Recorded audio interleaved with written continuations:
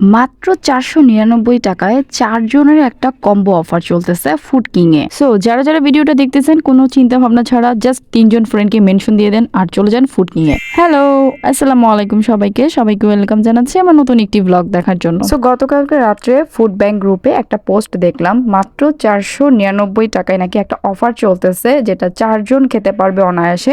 So সেই অফারটা আমি ট্রাই করবো না তা তো হতেই পারে না, যার কারণে চলে গিয়েছিলাম নতুন বাজার মফিজউদ্দিন ইন্ডেক্স প্লাজার 3rd ফ্লোরে ফুড কিং রেস্টুরেন্টে।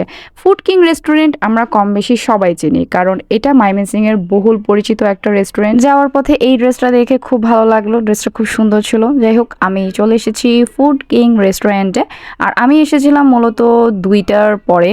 আজকের ভিডিওতে কিন্তু আপনি আপনার 3 জন বেস্ট ফ্রেন্ডকে মেনশন দিতে একদমই ভুলবেন না। জাস্ট মেনশন দিয়ে দৌড় দিবেন ফুড কিং রেস্টুরেন্টে, কারণ এই অফারটা কিন্তু আর বেশি দিন নেই। এই অফারটার লাস্ট টাইম হচ্ছে অক্টোবরের 1 তারিখ পর্যন্ত।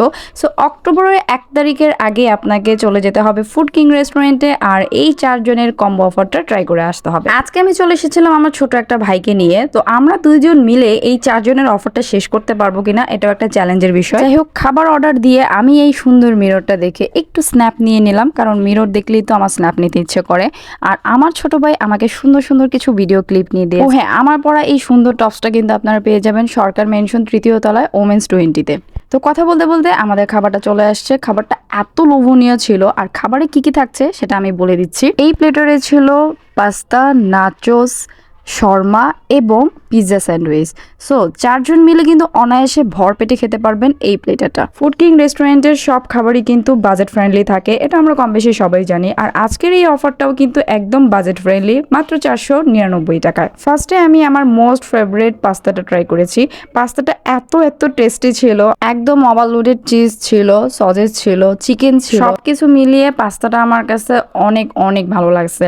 পার্সোনালি আমি পাস্তাটা খুবই পছন্দ করি, আমার পাস্তাটা খুব ভালো লাগে খেতে, তো যার কারণে এই পাস্তাটাও আমার কাছে খুবই ভালো লাগছে। এরপর তাদের হচ্ছে যে স্যান্ডউইচ পিৎজাটা, সেটা ট্রাই করলাম। এটা বিশ্বাস করবেন না, এত সফট ছিল, ভিতরে হিউজ পরিমাণ চিকেন ছিল, সসেস ছিল, সবচেয়ে বড় কথা হচ্ছে খুবই সফট ছিল। মানে গরম গরম খাচ্ছিলাম, এত ভালো লাগছে।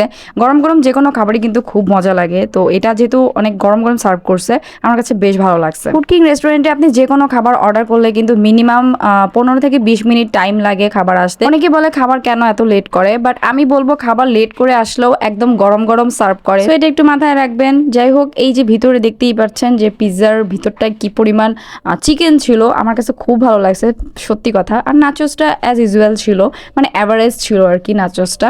তারপর চিকেন শর্মাটা ট্রাই করলাম, এটার ভিতরেও হিউজ পরিমাণ চিকেন ছিল, মায়োনিজ ছিল, সালাদ ছিল, সবকিছু মিলিয়ে চিকেন শর্মাটাও বেশ ভালো লাগছে। আমার আজকের ব্লগটা কে কোথা থেকে দেখতেছেন অবশ্যই কমেন্ট করে জানাবেন, আর যারা যারা আমার পেজটা এখনো ফলো করেন নাই প্লিজ ফলো করে দিবেন।